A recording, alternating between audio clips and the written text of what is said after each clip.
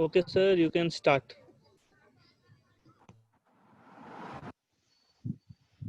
So a very good evening to all of you. Uh, so we have the topic today, upper extremity orthosis. So first I'll try to introduce you. So what are the objectives of upper limb orthosis? First is the protection. It can be achieved through stabilization or dynamic control. Stabilization in sense of immobilization or a static orthosis, we can give the protection, and dynamic control in sense of we can achieve dynamic or the dynamic progression that we will discuss later. I'll tell more about that.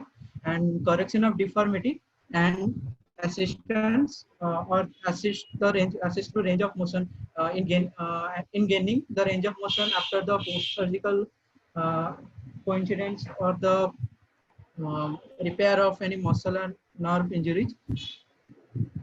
Then, what are the objectives? To immobilize a body part to promote the tissue healing, to prevent contractures or any fixed skeletal muscular or skeletal deformity. Then, increase range of motion.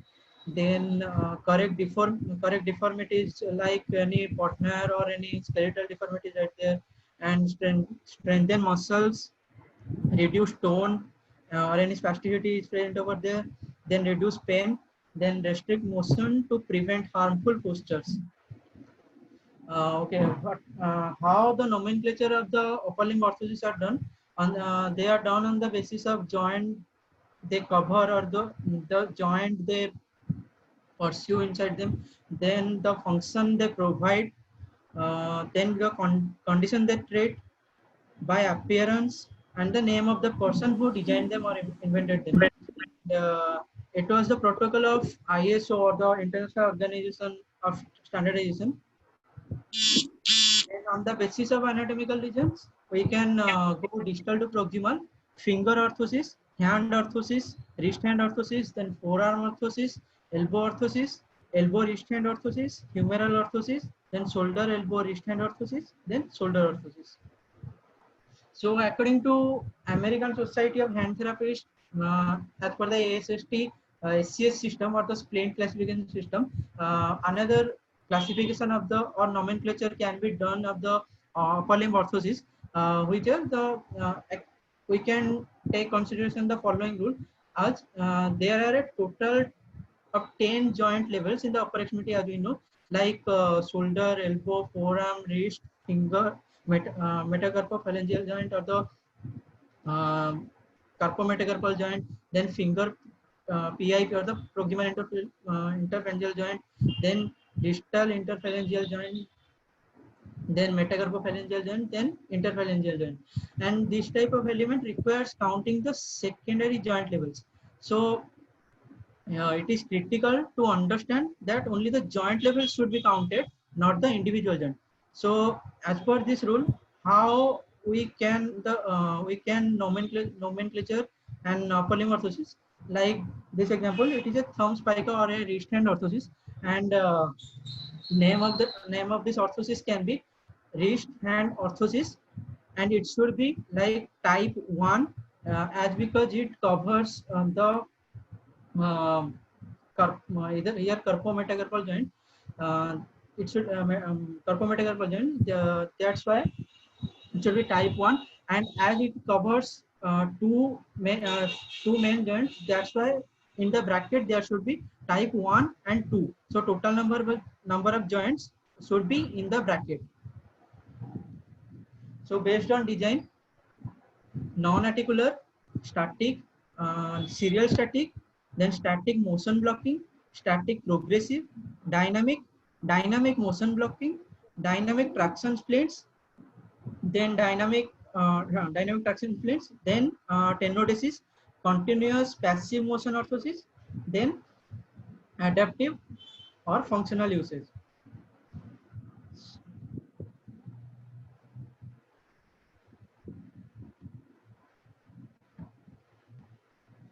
So we'll discuss about those classification.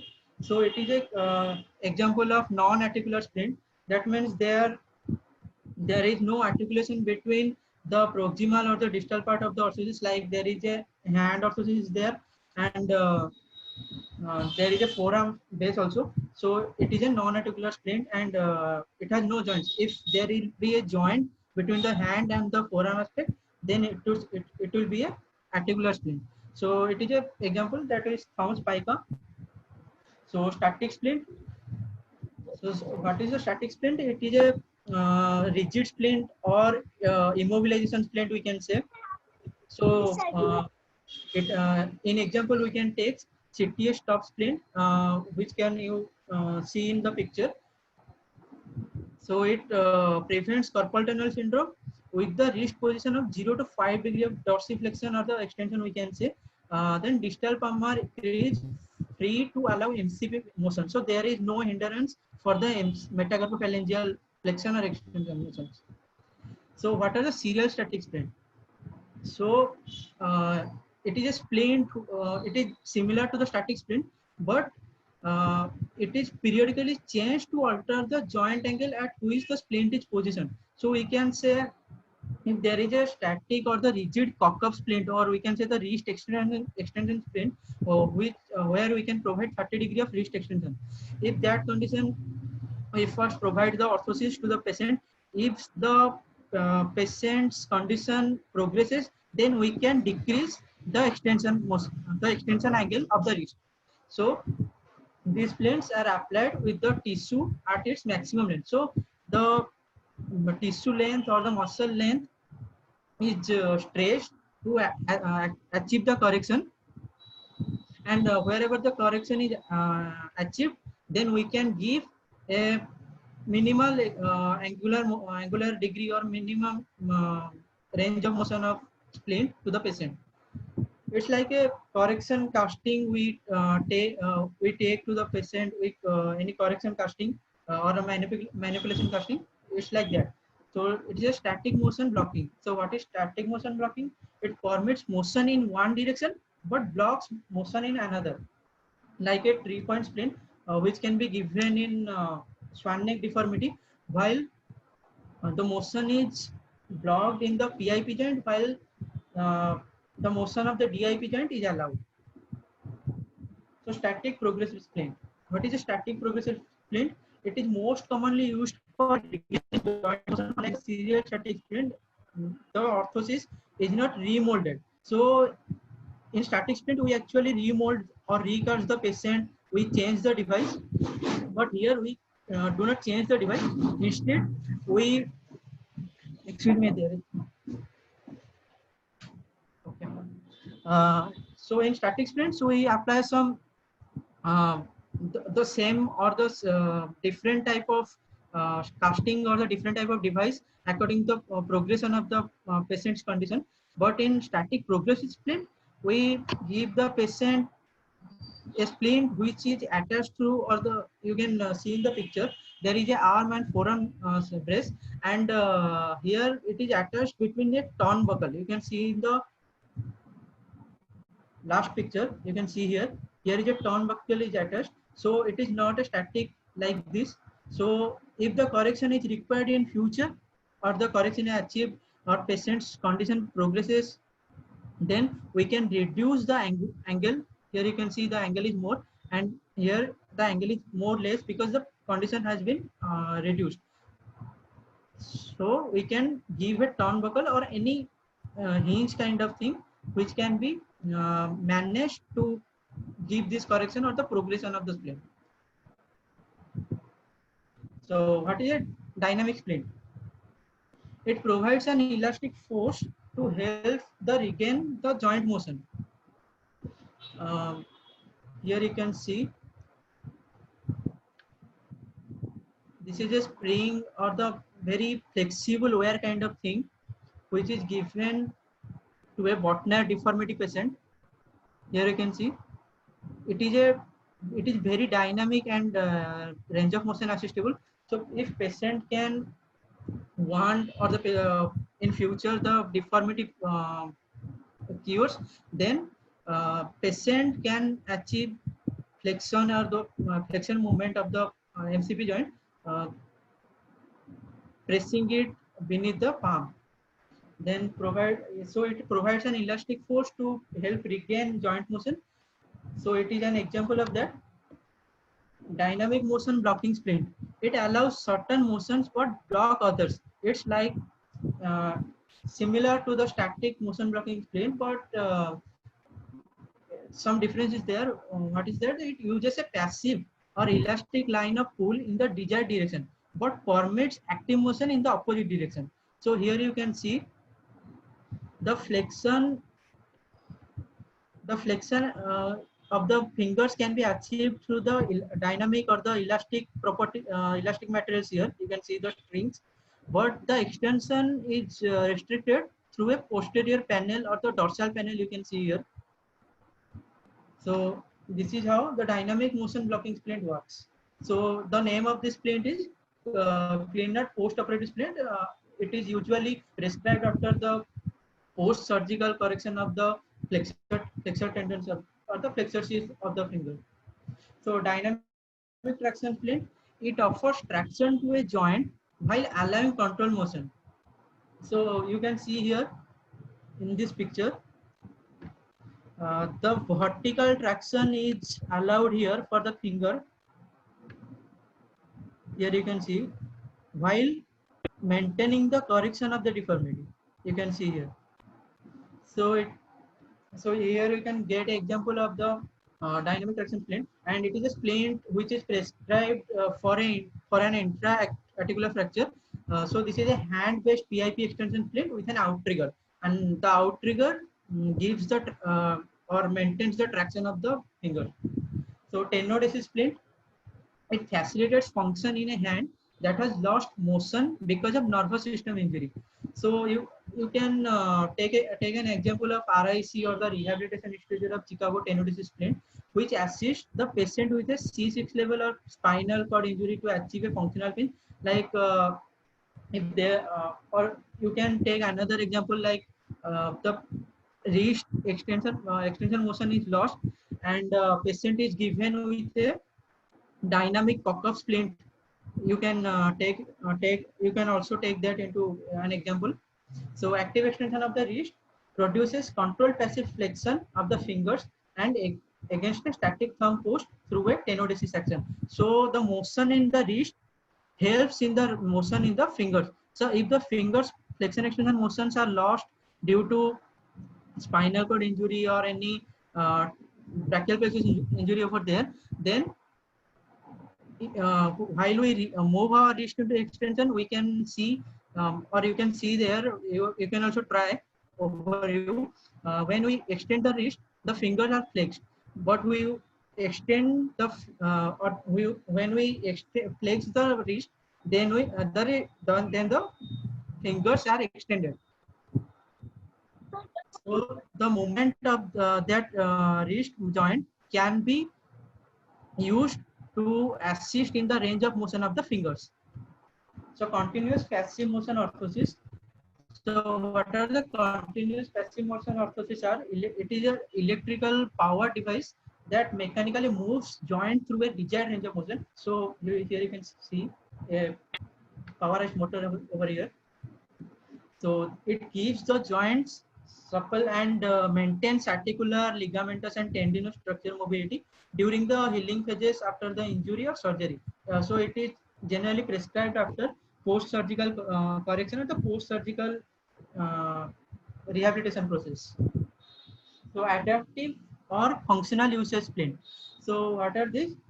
It promotes functional use of the upper limb with impairment resulting from weakness or paralysis or loss of a body part. An example is the universal cup. So into which a fork or a pen or a toothbrush or a comb which can be given for the ADL activities or any midline activities of the patient. So the patient can feel the self-independent or patient can do any work with self-independent. So it enhances ADL activity and the degree of self-independence. So we can go with the orthosis right now.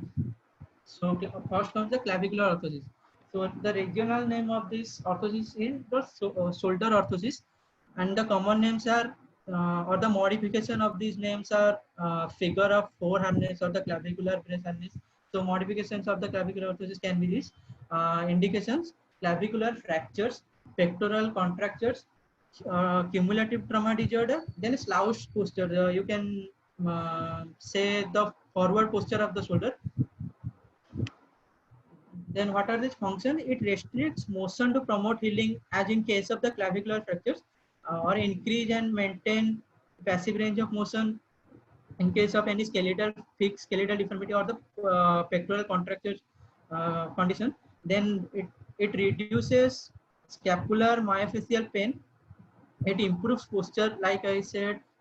If a patient has any forward posture, shoulder posture condition, or you can say the retraction of scapula, in that case we can give this orthosis and it improves posture in a better way. So these are some modifications to the clavicular orthosis. You can see here. There is a spinal extension, thoracic extension to this. You can see here, and many straps over here come over the ribs on the anterior aspect. So arm slings. The regional name is shoulder orthosis. Then any modifications in the market of this sling available. So the common names are figure of 8 slings, then universal sling, northern ring sling, cuff sling, sorry, hemi sling, then orthopedic sling, flail arm sling, or glenohumeral support or any hook hemi harness. You can see here, this is a humeral or humeral sling or hemi sling. You can see here. This is a Wilmer carrying orthosis.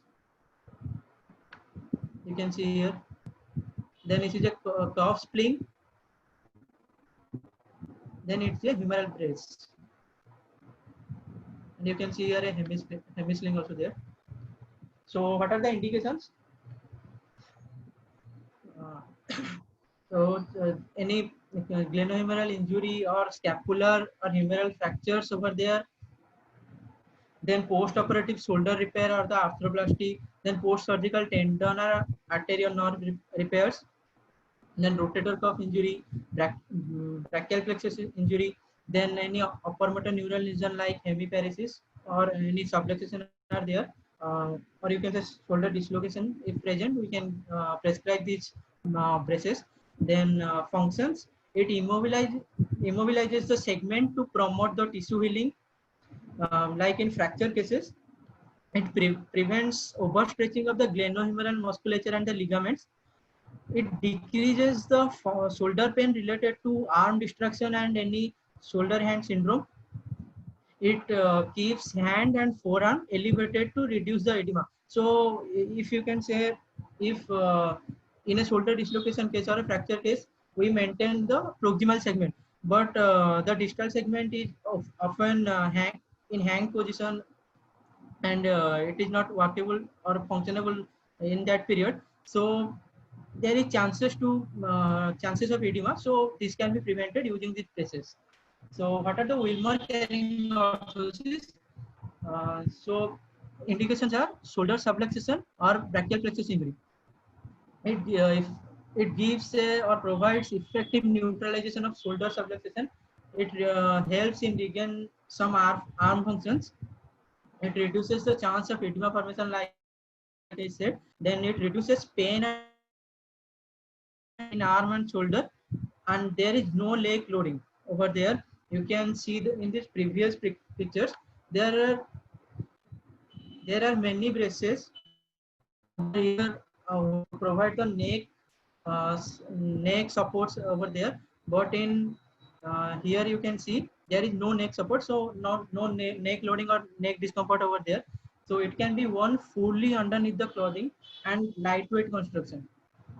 So it is often preferred better than the other shoulder slings, because it has a very biomechanical perspective to it. While in the previous slings you can see there is a cuff or forearm cuff or any cloth made up of cloth, so there can be edema or there cannot be efficient support over there. Uh, then but in Wilmer carrying orthosis, you can see here a metallic forearm cuff over there, which suspends the forearm while maintaining the humeral head in the glenohumeral cavity. And you can see there is a forearm cuff which provides the upward force on the upper arm, and it maintains the head of humerus in the cavity, and weight of the forearm is well suspended over there, and you can see there is no neck loading. So arm abduction orthosis, the regional name shoulder elbow wrist hand orthosis, the common names in market which is available in this name, airplane splint or the aeroplane splint, you can say. It can be indicated in case of axillary burns or the post-operative shoulder fusion, you can say. Then post-operative scar release, shoulder dislocation, uh, in case of contracture resulting from the burn or the burning accident. Then immobilization to promote the tissue healing. It increases passive range of motion. 1 minute. It increases passive range of motion by soft tissue elongation via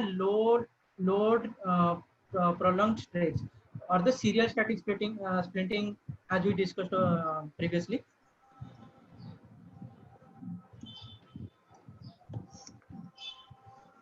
So here you can see the picture of an aeroplane splint, and there can be two modifications to it.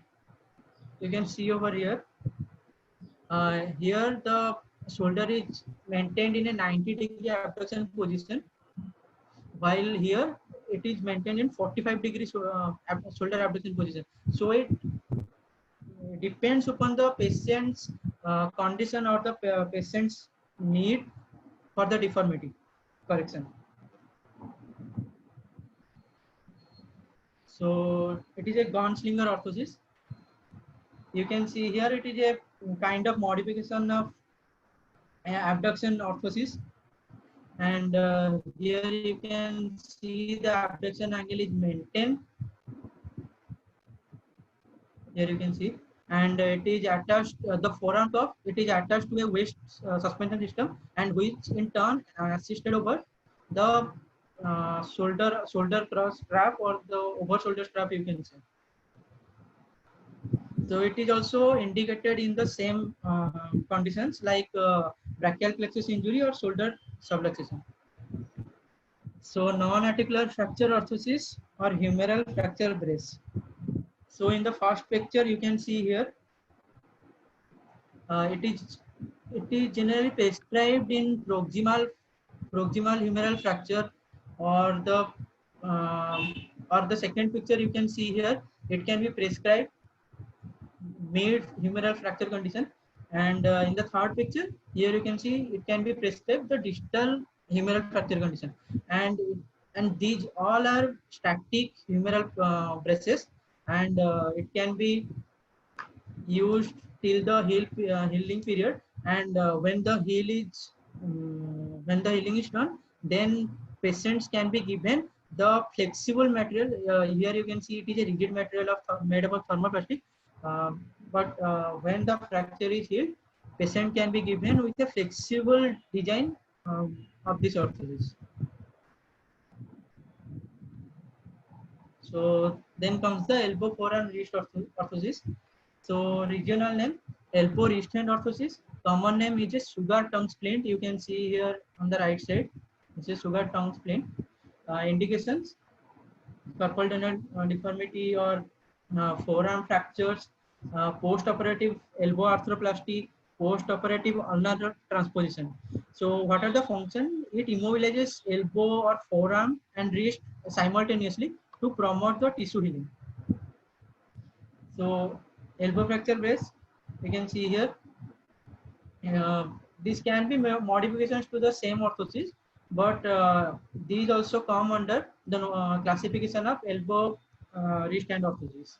So it is a static brace. On the right side, on the first picture, you can see it is a static brace, and it is a dynamic brace because the elbow joint is attached here. So the angle can be achieved over the fracture or the condition of the patient progresses. So radial fracture base. So you can see here the radial fracture base also is the classification of the elbow wrist and orthosis, and it is generally prescribed in case of radial fracture as the name suggests. So bivalve ulnar fracture brace in case of any ulnar fracture over there, and the trimline or the extension of that orthosis can be varied over the section of the ulnar fracture. You can say if the proximal section is involved there, then the orthosis is covered more proximally, and if it is very distal, then the orthosis will cover the forearm and the wrist or the wrist and hand too. So it will be static orthosis and or a rigid orthosis or a non-articular, you can say. So this is a elbow splint or the elbow orthosis. The first one here you can see it is a tennis elbow orthosis or the lateral epicondylitis condition. The inflammation of the lateral epicondylis. Then here you can see a golfer elbow splint, which is prescribed generally for the condition of medial epicondylitis.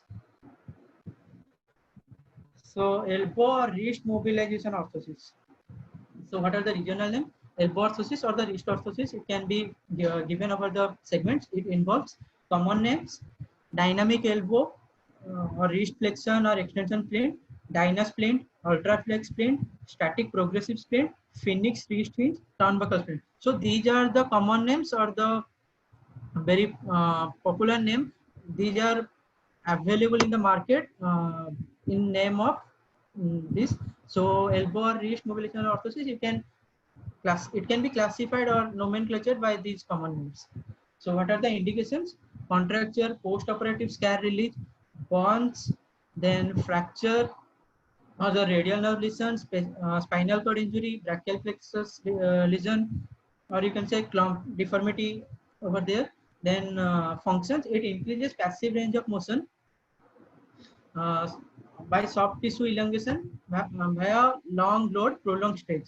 So it replaces or assists weak wrist extensors to enhance the ideal. So you can see here, this is a dynamic uh, forearm wrist hand orthosis. You can see here, it is often prescribed for the condition of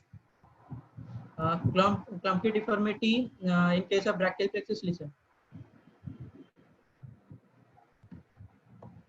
So what are the biomechanical efficacy of that?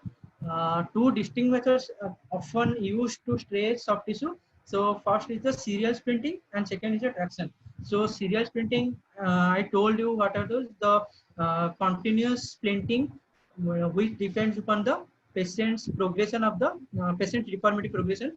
So that is what is serial sprinting. And traction. I also elaborated you that the dynamic traction through the dynamic orthosis. So what are the advantages of that in serial splitting? Good conformity, a little shifting over there. Then disadvantages, potential skin breakdown. But in traction, advantages are the amount of load can be adjusted, while the disadvantages, forces can cause shifting of orthosis. Such splints are more difficult to fabricate unless prefabrication are used. So often we provide the serial splinting for a correction of the deformity while this type of condition pursue. So dynamic supination or progression splint, this can be prescribed in the condition of peripheral or central nerve lesions or the distal radioulnar joint stiffness. So here you can see there is a black stick kind of material which is bent over the forearm. This is very flexible, made up of wire or any rubber kind of thing, which is coated by a very thin metal cover, which is attached to the posterior of the elbow, and it turns and goes up to the anterior aspect of the wrist. So wrist hand orthosis. regional name is the same, the wrist hand orthosis. Then the common name in the market available of these orthoses are long opponent splint, thumb hole wrist cock-up splint, wrist extension splint, static wrist splint, then thumb spica, bundled dorsal wrist splint, then neoprene or leather prefabricated or prefabricated, any prefabricated uh, or the pre-customized orthosis of this segment are available in the market. So this is various kind of design can be available for a cock-up depending on the condition of the patient.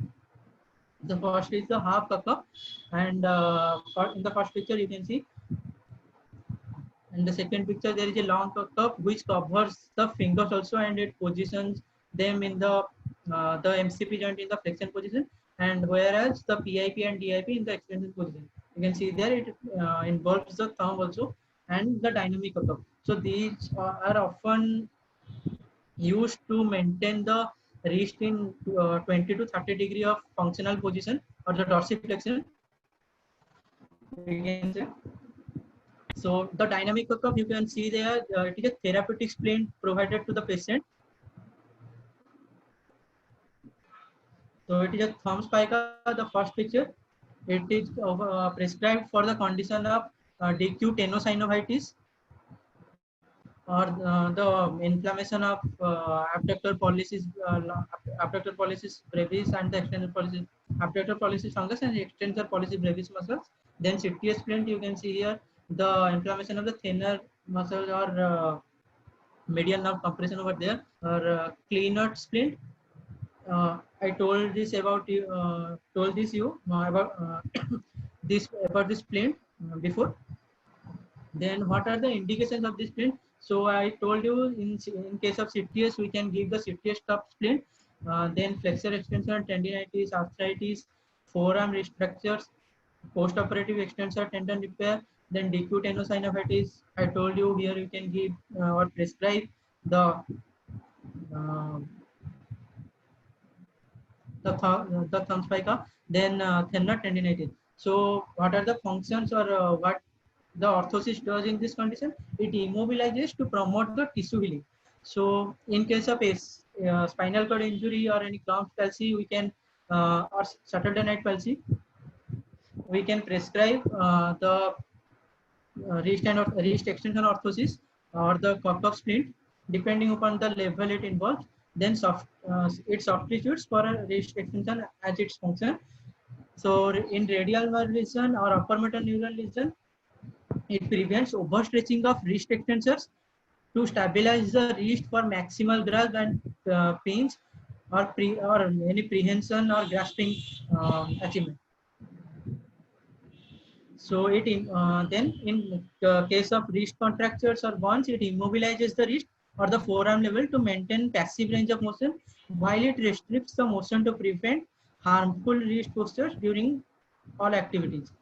And then in case of bonds or the post-operative scar relief, it elongates the soft tissue to the maximum level, via which the low load prolonged stretch can be achieved, or the serial static splinting, which I told before. So it is a pancake splint or resting hand splint, but we often don't prescribe it to the patient. We better go with the cock-up splint. So ulnar gutter splint, it is generally prescribed for the condition of boxer's fracture or the fourth or fifth metacarpal bone fracture. So it can be extended up the ulnar surface, or it can be positioned of the ulnar surface of the proximal forearm, and the forearm is neutral, maintained in neutral position, and wrist is maintained in slight extension. You can say 10 to 20 degree, and MCP in 70 to 80 degree of flexion. And the PIP or the proximal interphalangeal joint and the distal interphalangeal joint are maintained in 5 to 10 degree of flexion. So, or you can say the hand is positioned in a position of holding a cam. So it uses 8 to 10 layer of plaster. It applies padding, so the orthosis is padded between the fingers, So there will be no skin rashes over there, and it flexes the splint to 90 degree and to get the MCP into 70 to 80 degree of flexion. So this is a knuckle blender splint. This is often prescribed for the claw hand, which is a condition due to clumsy palsy or the radial nerve injury. Sorry, ulnar nerve injury and medial nerve injury. Then finger orthosis. The regional name also the same because it covers the same segment. The common names to this orthosis are silver ring splint, swan neck splint. You can see here the silver ring splint over here, and it is the same splint is also called Morphy ring splint. So it is a gutter splint. You can see over here. Here is a ovalate splint, and it is a reverse knuckle bender for a bottom deformity.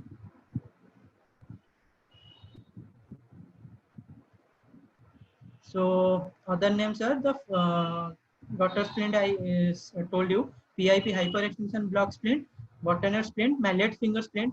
I'll show you that. Then pulley ring, then PIP extension. So here you can see the mallet finger splint for the mallet deformity as it suggests the flexion deformity of the distal interphalangeal joint.